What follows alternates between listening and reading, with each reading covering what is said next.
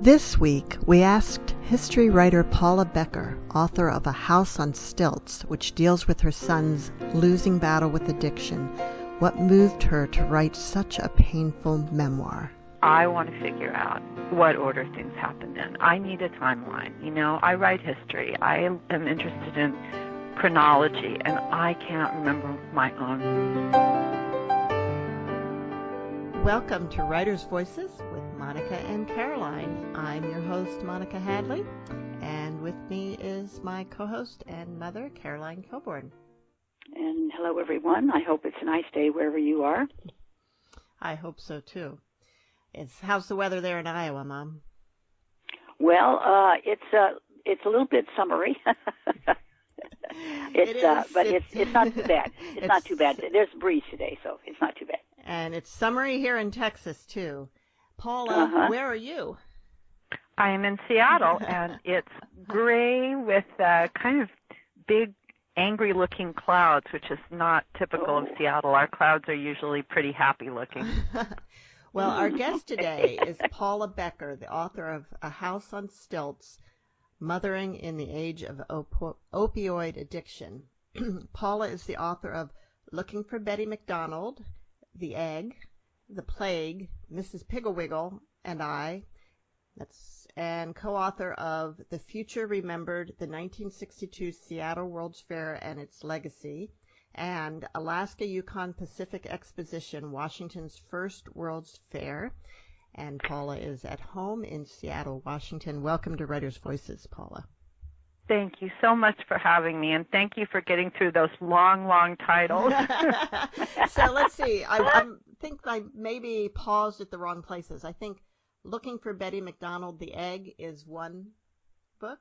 Is that true? No, that's all. The Egg, The Plague, Mrs. Pigglewiggle, and I. It's a very long subtitle. Okay. Well, we're going to have to learn a little bit about that, and I have a feeling that all of your previous books are very different from what we're looking at today, A House on Stilts.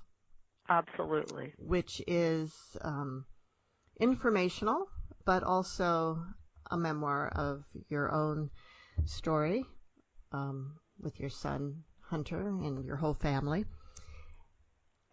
And the first, let's before we get into that, let's talk a little bit about your writing background. So what is Looking for Betty McDonald, The Egg, The Plague, Mrs. Pigglewiggle, and I about? So that book is a biography of the beloved American author Betty McDonald, who wrote a book called The Egg and I, published in 1945, that went on to become a worldwide bestseller, actually has never gone out of print since 1945, and has had hundreds of different editions in different languages. And Betty McDonald did most of her writing here in Seattle on Vashon Island, a little island near Seattle. And I had written about her for quite a few years for a website that I write for, which is a history website called historylink.org. And it's a history encyclopedia.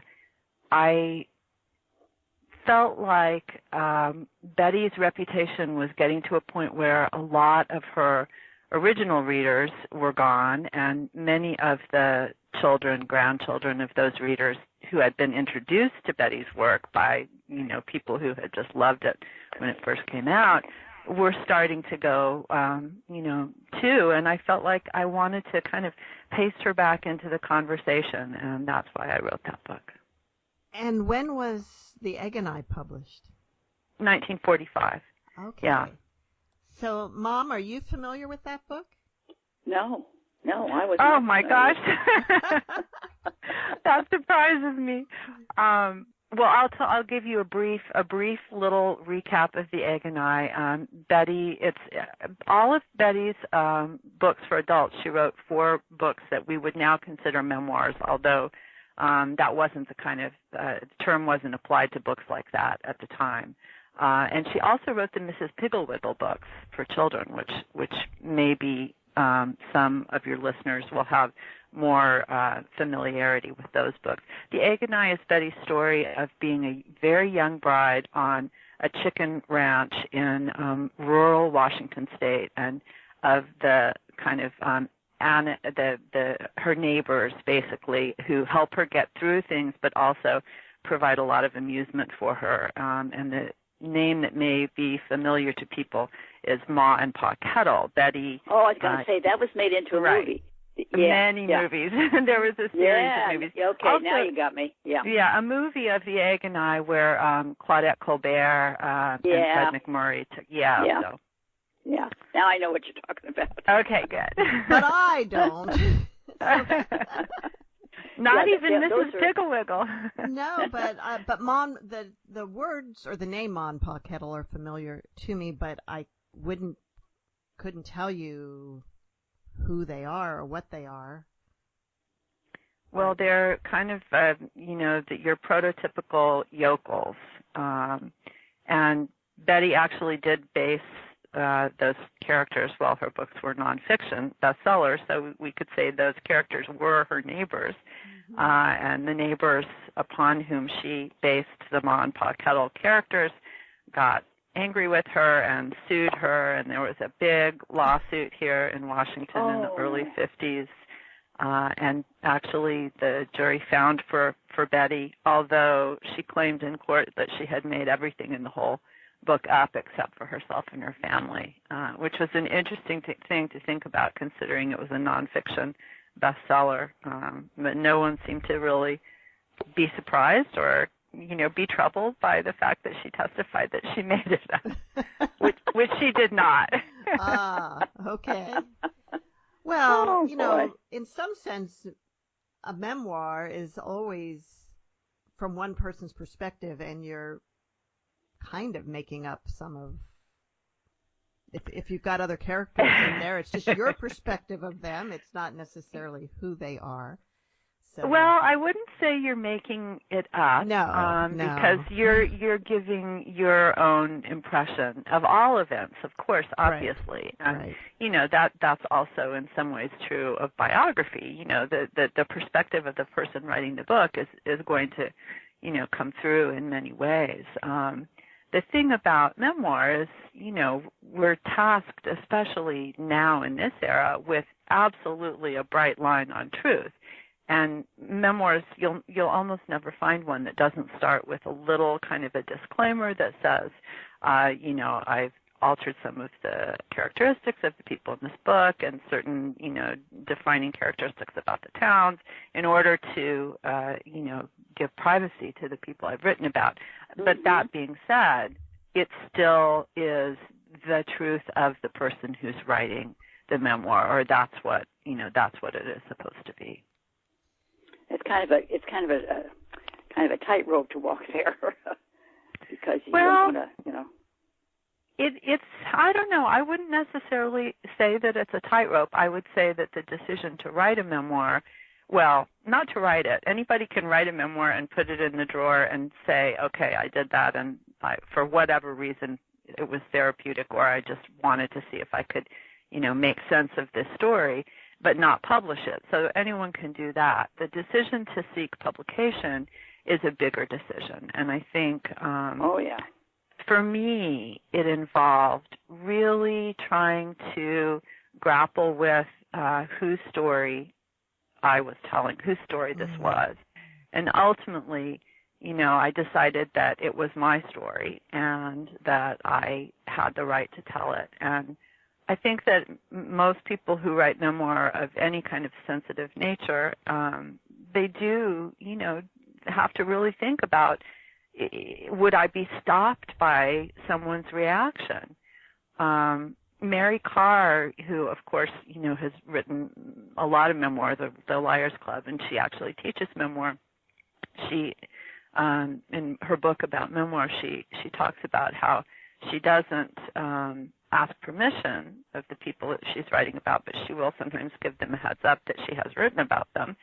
But that what she's been surprised about over the years is that the things that make people upset are never the things she thinks is going to make them upset. She might say, oh, she kept whiskey bottles, under her bed, and what that person will say to her is, "I can't believe you wrote that I dye my hair." That's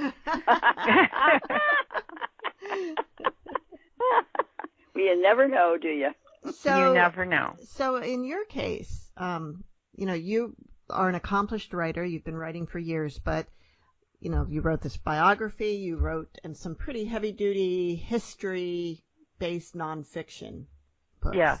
So writing a memoir was very different. And what you did talk about, you decided that it was your story to tell.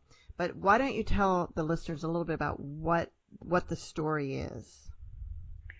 So A House on Stilts is the story of how I changed and my family changed as a result of my son, Hunter, my oldest son, his addiction to heroin and to other drugs, but primarily to heroin. As you can imagine, this is a big, big story, and I think a lot of families that have something like that going on in them, some kind of addiction, and especially right now, middle class, upper middle class families that are grappling with opioid addiction, that is a big, big, sometimes secret, and it is something that some families feel a great deal of shame about. And I didn't feel ashamed during the years that we were going through this with Hunter, which was basically from about the time he was 15, sort of building up from 15 to 18, and then until his death at 25. I didn't feel ashamed because I was always clear on the fact that I wasn't the one doing it. I wanted to make him stop. I wanted to make him better, but I wasn't. I didn't feel like there was anything about anything that I was doing or had ever done that was resulting in Hunter's heroin addiction. So I didn't feel shame about it, but I did feel very isolated. I felt at the time like I didn't know anybody who was going through this. I didn't know anybody else. And part of the reason that I wrote A House on Stilts, and I started writing it a number of years ago, was that at the time I didn't feel like there were a lot of books out there that were written from a parent's perspective. There are a lot of books now. There are more books now. Most of them end with the child in recovery, and I think that it's understandable because publishers want a happy ending.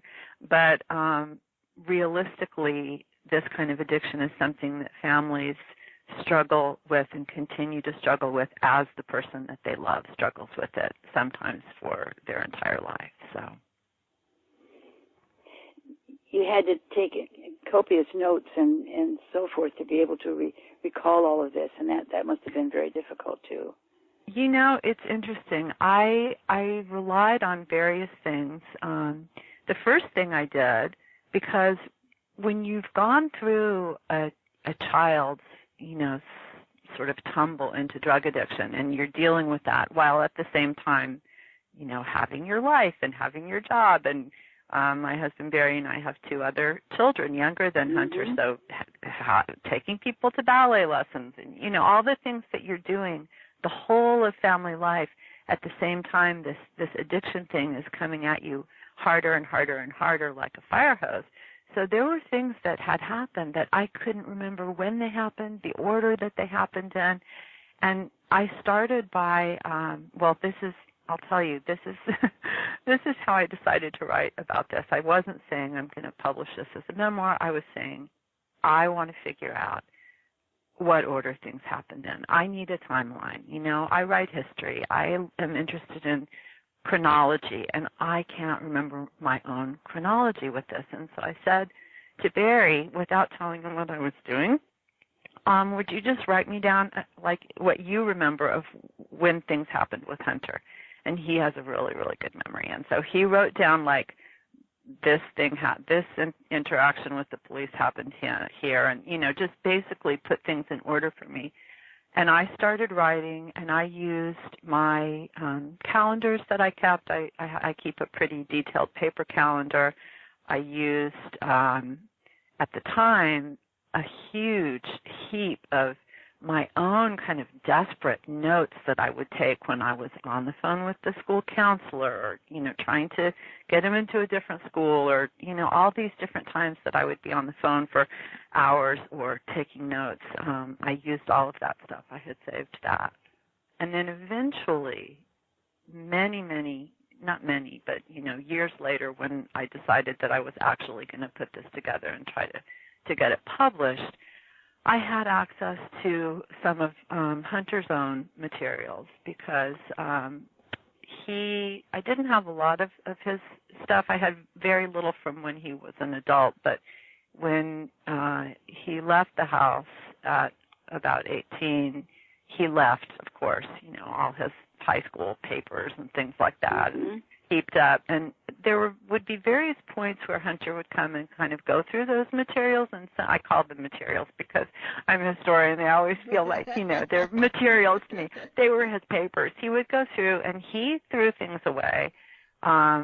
Unfortunately, I wish I had access to everything, but the stuff that was still here had some really rich information for me about what Hunter was going through, or his piece of it. Like, for example, when he did an Outward Bound course. We sent him to an Outward Bound course when he was in high school and was struggling very much.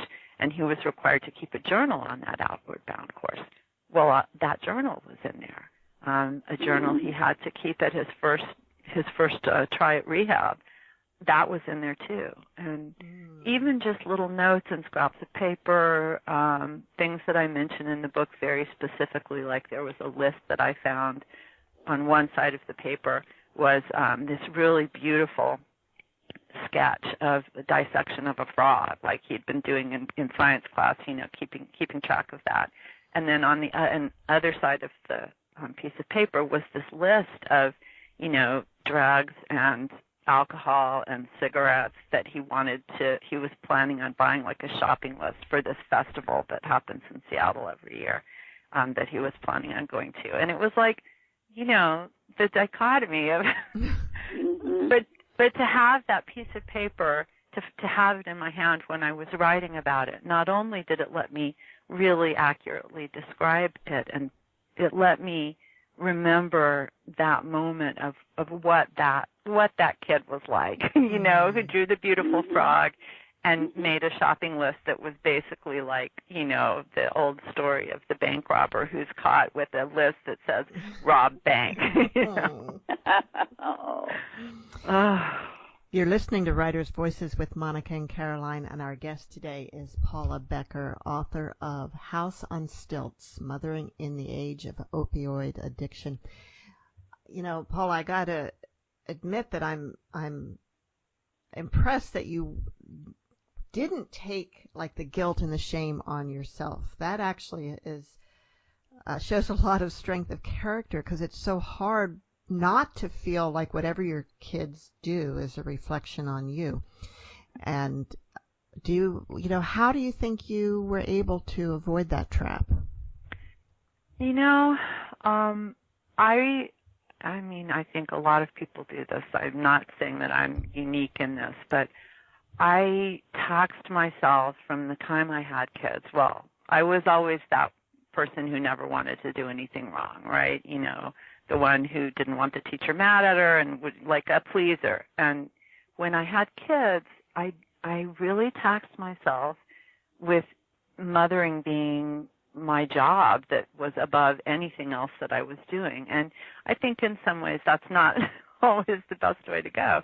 But I really paid such attention to the choices that I was making and to the way that the children and I interacted. And I felt like everybody was doing really, really well, like I was succeeding at this job. And we had a number of years where we homeschooled, and I was really with the children all the time, and everybody was flourishing. Everybody was doing well. Hunter was doing well. The other kids were doing well. And this was part of what actually was confusing for me when Hunter stopped doing well. It took me a really long time to see what was happening when he was in adolescence as not being, done by that 11-year-old. So when he was so rational and doing so great and being this happy, reading all the time and drawing and, great with math kind of kid, and then he was this, teenager who was sneaking out all the time and, smelling like marijuana and, the first beginning pieces of it, I kept thinking, I know this kid so well. I know how rational he is, and what I'm seeing is an aberration, and he's going to snap back. And that was a mistake. Like when I say I don't criticize myself. I don't criticize myself for his becoming addicted to heroin, but there are definitely places along the road that now, with hindsight, I wish that I had done differently. I try not to judge myself for those decisions because I really know I was making the best decisions I could at the time. But if people ask me now, especially people who might be in a similar situation, what would you have done differently if you had had the benefit of hindsight? I definitely have a list of things I would have done differently. I don't know that would have made a difference, though, because I think that's the thing. You can't know. Yeah, you can't know. You cannot know. Yeah. You cannot know. You have to make your best decision every single time, and the best decision, never the right decision. It's just the one that seems less wrong. And it was territory you didn't know. You'd never been there before, so you didn't have anything to go on. Yeah, we're really fortunate now, and by we I mean parents and grandparents and everyone who's interacting with young people, that there are many, many more resources available now. The internet, you can go and, there's an organization called Shatterproof, which is trying to end the stigma and the agony that addiction brings to families. And they're doing things like they have funding to put together a rating system for rehab programs. Now, if you had never dealt with this, you would think, of course there's already a rating system, and you would be completely wrong. So, things and resources, family support groups, and, it's a little bit easier now to put your hands on the information that lets you help your kid. That still doesn't mean you can fix it, but, if you're helping as much as you can, then that's all you can do. Well, go ahead, Mom. When my son was a young man, he got into some trouble. Now, not anything, as far as I know, he was never did any hard drugs at all. But he, did some other things, got in some trouble that was shocking to me because I just did not see how this could have happened. And I felt guilty, and what did I do wrong?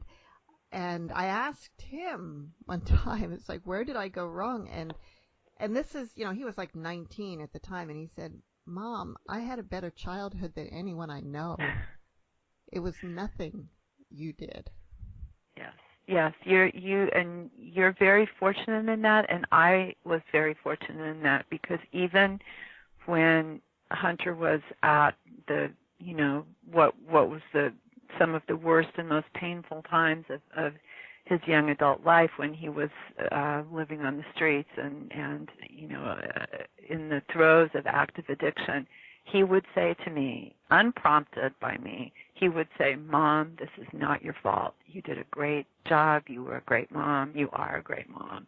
Don't blame yourself. And I feel so, blessed is the only word that I have those memories, because I do know other parents now whose kids did not say that, or were very angry. Them. Actively blame them, yeah. And that would be, that would be a lot to sit with. That would be a lot. Yeah. Oh gosh. Okay, tell us about the title of the book, where that came from.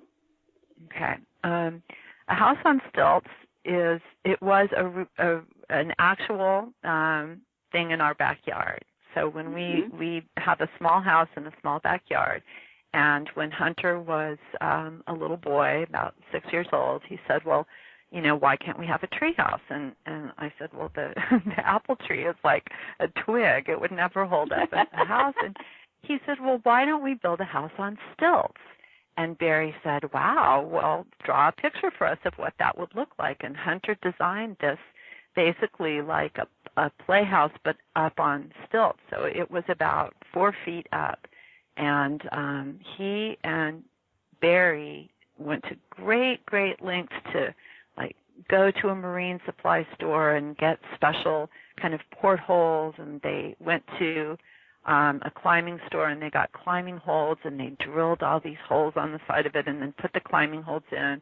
And there were special windows that were stained glass that they got from a salvage store. So it was this really cool, funky, you know, kind of a playhouse in the backyard. And it was about, I would say, you know, 10 by 12 or something. So it was big. It was like a bedroom, sort of.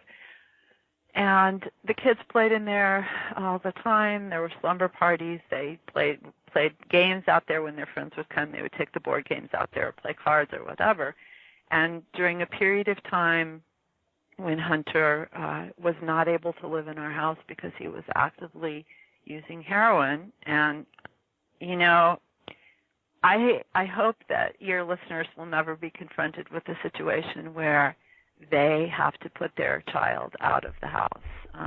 That happened to us when Hunter was 18 years old, and you know, we had 2 other younger children living in the house, and you know that it couldn't happen. So he was various places, but one of the things he did was he started staying in the house on stilts, and we said that this might be a good time to read from the prologue. Sure, that sounds good. That sounds good. Of course, I want to say also that if the name, the title becomes metaphor for the rickety nature. That's right. Of what we're going to do. So I'm going to just read the prologue from the book, A House on Stilts. I am in the kitchen baking lemon black sesame seed muffins for my 18-year-old son, Hunter. It is a bright mid-July morning, and the sunlight is a soothing coda to the gray Seattle spring we've recently endured. Hunter is newly home from a 3-month drug rehab program where, his father and I desperately hope, he has been yanked back from his recent plunge into prescription opioid abuse. Our lives have veered savagely off the placid road that Hunter and his younger siblings, Sawyer and Lily, traveled with us in the years before Hunter started using drugs. Our old, safe patterns have become unfamiliar territory, but I am endeavoring to hold on to what is still familiar, baking these small mouthfuls of comfort, a new variation on a recipe I've followed perhaps 100 times. These should be lemon poppy seed muffins, since those are Hunter's favorites. This batch is meant to be a welcome home treat for him, but Hunter's sobriety, so fresh, prompts me to substitute black sesame seeds. Poppies are opiates after all. Consuming them might spur a positive response on the opioid urine tests we are administering randomly. I take conservative precaution, substituting the benign dark specks for their narcotic counterpart. Hunter, meanwhile, unbeknownst to me, is downstairs in his basement bedroom shooting heroin. We realize, finally, we confront. Hunter bangs out the front door, running, clutching his bag of drugs, shouting, "These can't be in our house," to me, bound for the street. Again. Once he is gone, I knit all day, huddled beneath a quilt in the overstuffed armchair where Hunter used to fall asleep when he was a toddler, board books and goldfish crackers by his side. I breathe, light some incense, knit some more. I write a poem trying to frame the pain, to puncture it, pin it down like a butterfly fixed to a board, to contain it, but still it seeps and stains. None of my tricks deliver me to solid ground. There is no comfort and I cannot find a way to save my son. Memories shimmer before me. Hunter's sweet young face, his guileless laughter, his strong, small arms slung around my neck as he jumped up to hug me. Where is that little boy? What part of him still lives inside this drug-addicted teenager? Hunter's drugs mean that he cannot live with us, but we decide that on nights when he can't find a friend or fellow forlorn one to take him in, he can sleep in what we call the house on stilts, a treeless treehouse in our small backyard. He comes and goes. I leave fresh boxer shorts, jeans, a t-shirt. He leaves his dirty clothes, redolent of cigarette smoke and perspiration. I leave a sandwich, a box of Lily's homemade cookies, a bottle of water, vitamins, his toothbrush. He leaves a Q-tip, cotton coaxed from its tip for what I guess must be no healthy purpose. We do not know when he will come and go. Stealthily he avoids us, coming after dark, leaving before dawn. But I look out the kitchen window, and when my son is present, the stained glass windows of the house on stilts glow with the light of the small lamp within, like a church on Christmas Eve. This is my only solace, and it is fleeting, and I cling to it as I once clung to him, sweet-smelling, freshly bathed. Parenting publications often refer to parenting as a journey, promising to help moms and dads navigate each turn from birth to launch. I contributed for years to a local magazine called Parent Map, such a reassuring title, because, hey, if there's a map, parents can buy one, borrow one, forecast the road to come. Maps mean cartographers have charted the way, road builders have leveled and landscaped it, or at the very least, some traveler has scratched the path with ciphers suggesting left is easy walking, right is the cliff.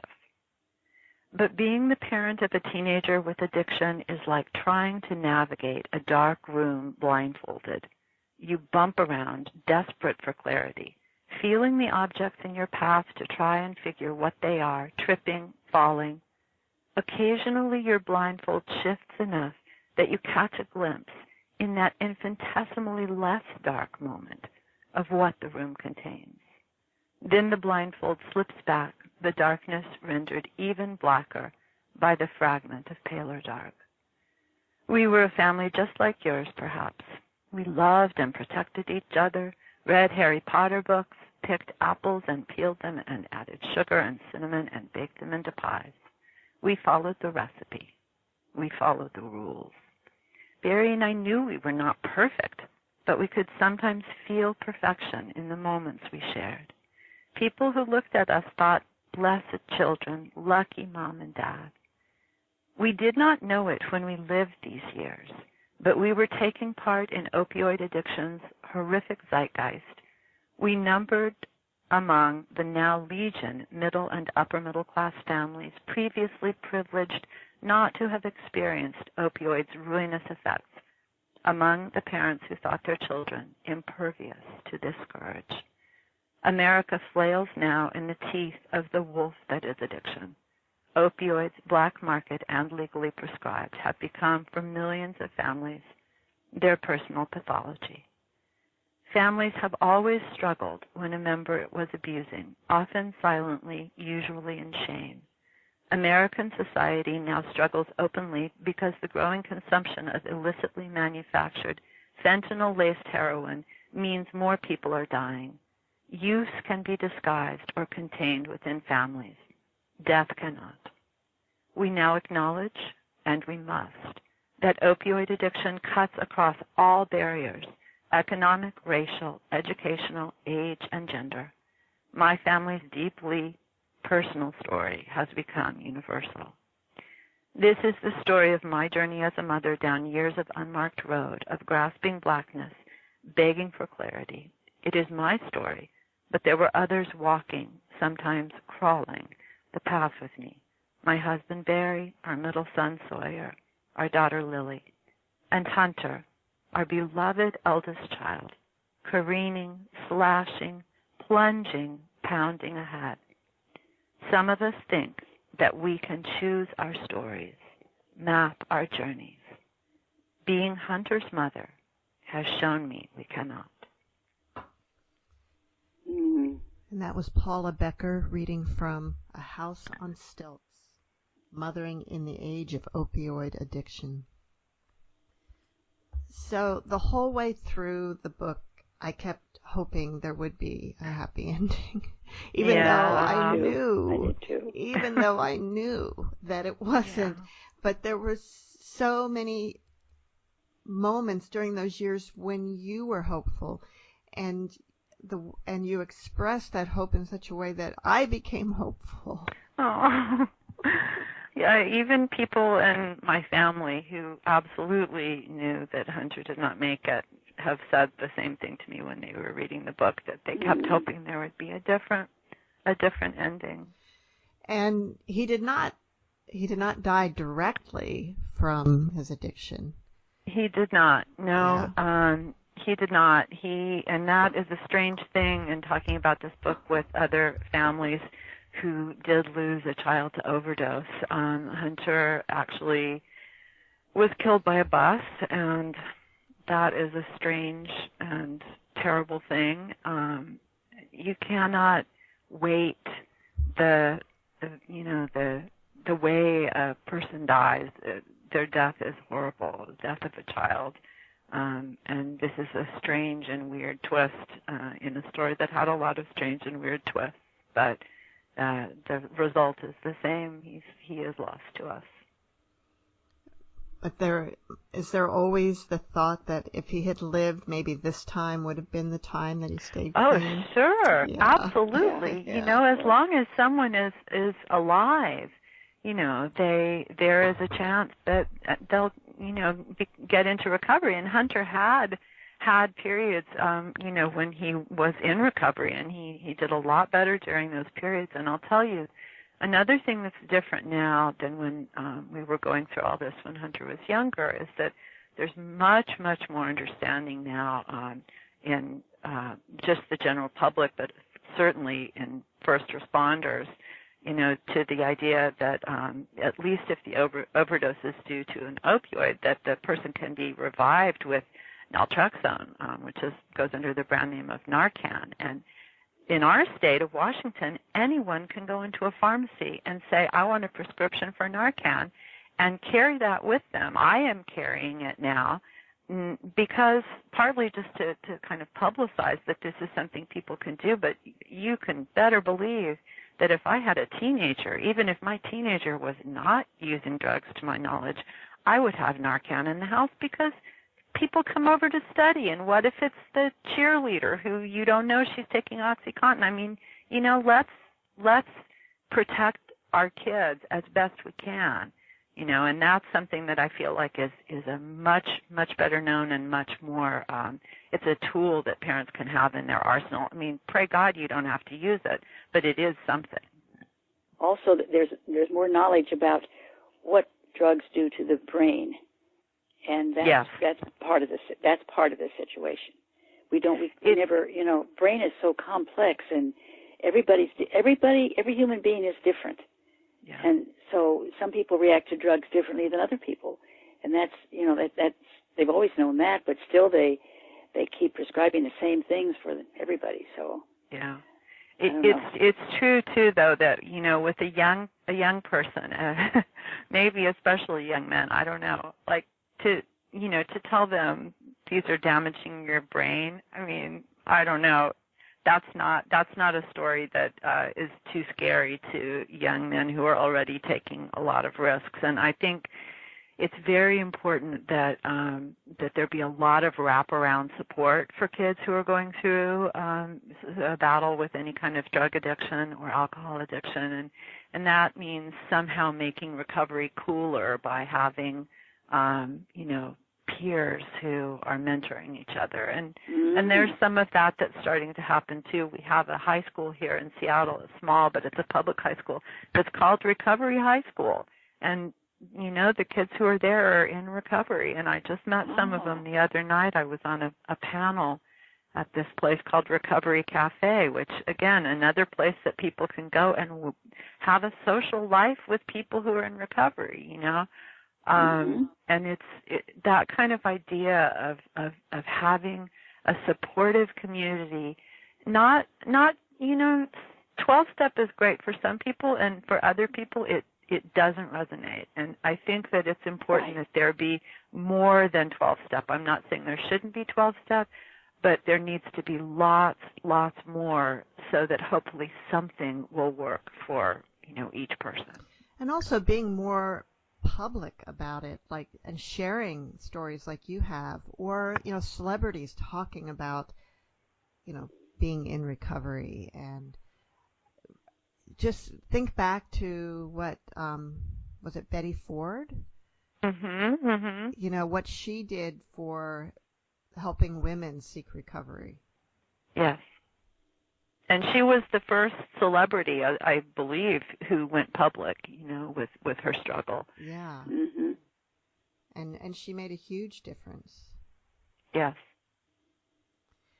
You always wonder, what makes some kids susceptible to this, and why do they start it in the first place? What gets, what can you do to prevent that? And I've often thought about the fact that we spend our children's first dozen years telling them that nothing can hurt them, that we will protect them, that there's nothing, that they're completely safe.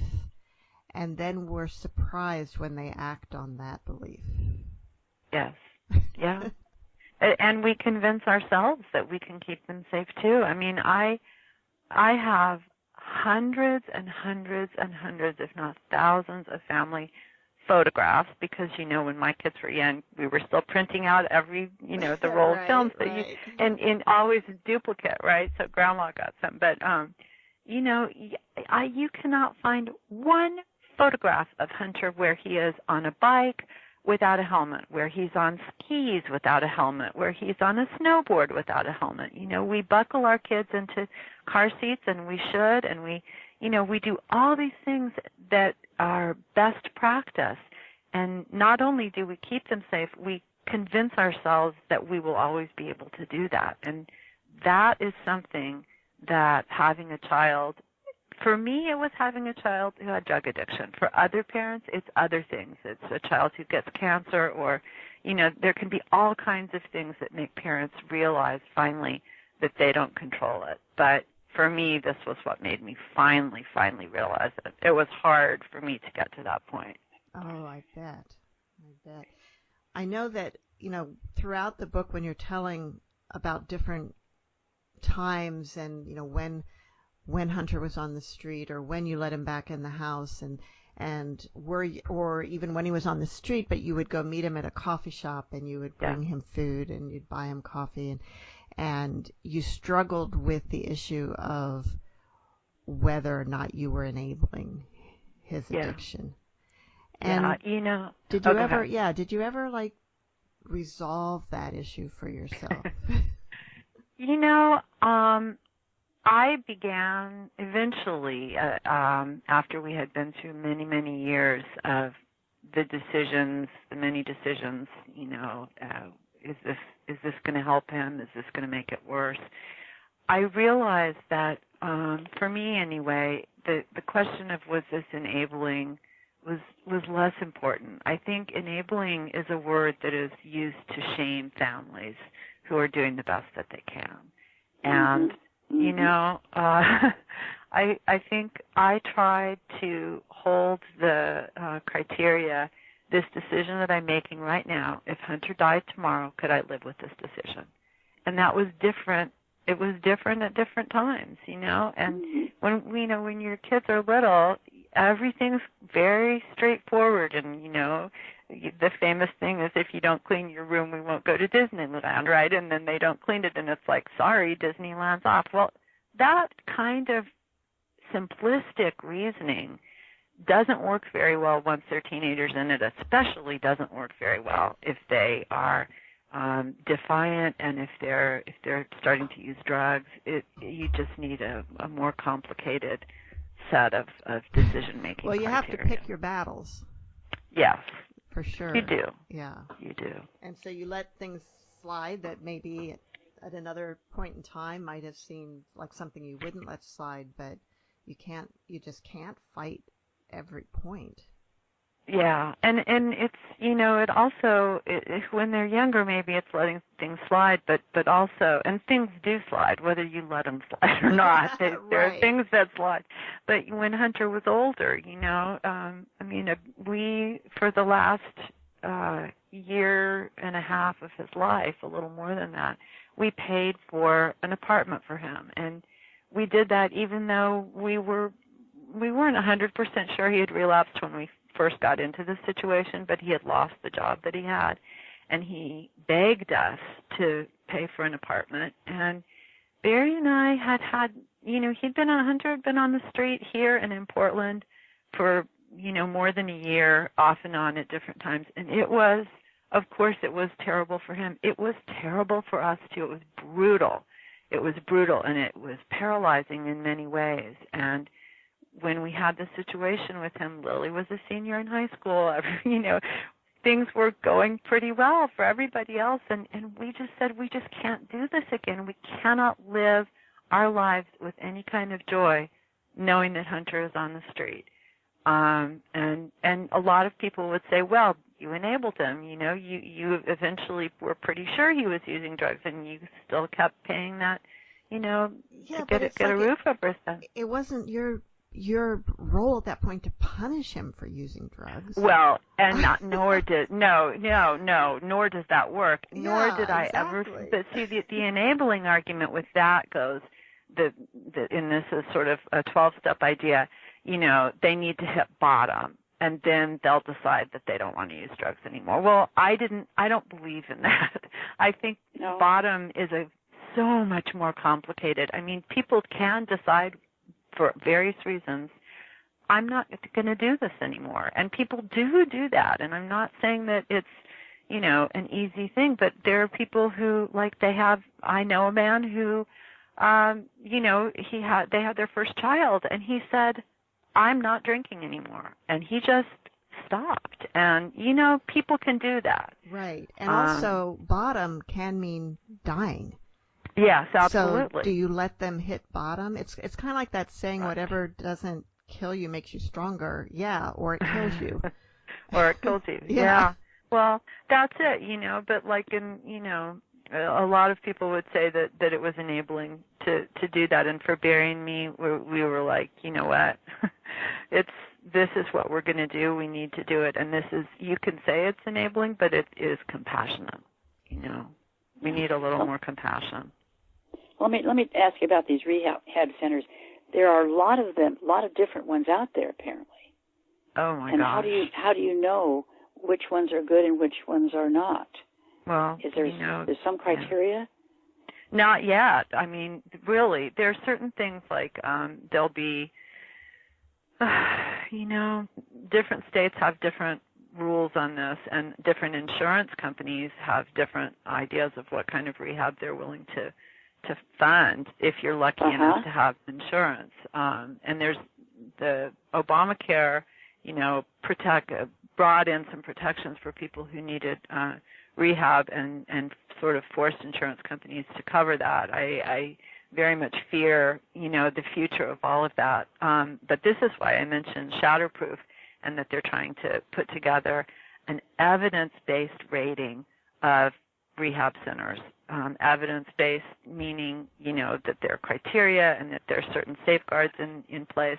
It doesn't exist yet. I would say right now for people, you Google it, and oh my gosh, all you get is places that you get a lot of paid advertised places. I think you have to really dig down deeply, and what I would say is that there are various, the federal government has a page that lets you try to find a rehab place in your area. You still have to do a lot of asking, and it's a good idea if you can be in touch with, if you have a therapist who does this kind of work with people with addiction, just getting references. But the other thing is a lot of times, places have enormous costs. I mean, $20,000 for a month, as upward to, I've seen $70,000 or even more for 1 month of rehab. Oh, now my gosh. that's at one end of the spectrum. But, and you know, it's a really complicated issue because you want this person to have a reset, and that's really important. And there are some families who have a kid go through, 10, 15, 20 rehabs, and at a certain point, I think it gets to be obvious that the person with the addiction has to want to be in recovery, that they have to be at a point where they want that, more than even their families, but it's so complicated because I do think addiction is a disease, and I think that treatment for that disease and opportunity for the person's brain to rest from what the substances do to it are a big part of successful recovery. Mm-hmm. You're listening to Writers' Voices with Monica and Caroline, and our guest today is Paula Becker, author of A House on Stilts, Mothering in the Age of Opioid Addiction. Paula, I'm wondering how Barry and Sawyer and Lily did react to you publishing. Were they completely supportive of you publishing this story? Yes, yes. I would say. Yeah, definitely. And Barry, bless him, not only did he live through all these years with me, he read countless drafts and different iterations of this book, and really, it's both our stories. Although, of course, in the end, it's my view. Sawyer and Lily were both very supportive of me writing it. Lily has read the book and said to me, there is so much that happened that I had no idea was happening at the time. And I thought, yes, that's good, because I was trying not to have you guys be like, bam, bam, bam, everything that was hitting, Barry and me. I mean, obviously they knew very much what was going on, but like just some of the specific details. Right. I was glad she had been spared those as an 11-year-old. Sawyer has the book. He's supportive of its existence. It's hard. I don't know if he's read it because it's hard. Sawyer and Lily had their own relationships with Hunter that were, wonderful in many ways and complicated in many ways. And Sawyer's 3 years younger than Hunter. They were very close as little boys. And, I can't tell the story of how Sawyer felt about Hunter, or how Lily feels, or Barry. I can just tell mine. Yeah, and I noticed in the book you didn't try and tell this, how Sawyer felt or how Lily felt. And at the time I wondered about that, but now that you've explained it, it makes perfect sense. It was a very deliberate choice, and I had a wonderful editor at University of Iowa Press, James McCoy, and he asked me at one point, well, what about Sawyer and Lily? Do you want to put more of their stories into this? And I said, no. No, I feel like, writing about our children is, it's like walking on razor blades, and I was not willing to, put my impression of their relationship into the book. I didn't think that was appropriate. They can write their own books if they want to. It also really seems like you and Barry stayed very united and cohesive throughout this. That must be unusual in this situation. And was it really were you as united as you appear to be in the book? We really were, and again, that's something, like I said, I feel like Hunter telling me I did it, was doing a good job, and it wasn't my fault, is a blessing. The fact that, our marriage survived this intact is also an enormous blessing. We often agree about things. We just always have. Not, everything, but like we rarely disagree about the color to paint a room, or, the sofa cushion or whatever, and bigger things too, much bigger things with the children. we just tend to agree. And with the way that we responded to Hunter, it was together. We don't know how any one person will react to a drug of any kind because we don't understand. Nobody understands the brain completely. I don't think there's any doctor that has a handle on it. But we do the best we can, and they do the best they can. But I think that you and your husband did fantastically well. I mean, thank you. So, Paula, when you decided to publish this book, how did you go about finding your publisher? Well, that's an interesting story. This is my fourth book, so you would think that it would be just hop, skip, and a jump. But my first three books, well, I don't have an agent. I don't have a literary agent, so I did not have that as somebody to be shopping the book around for me. I did try with agents, and I feel like with memoir, it's really tricky to get a literary agent interested in you unless, for some reason, they really resonate with your story or your story resonates, or you have some degree of fame or infamy. And I did not have that kind of fame or infamy.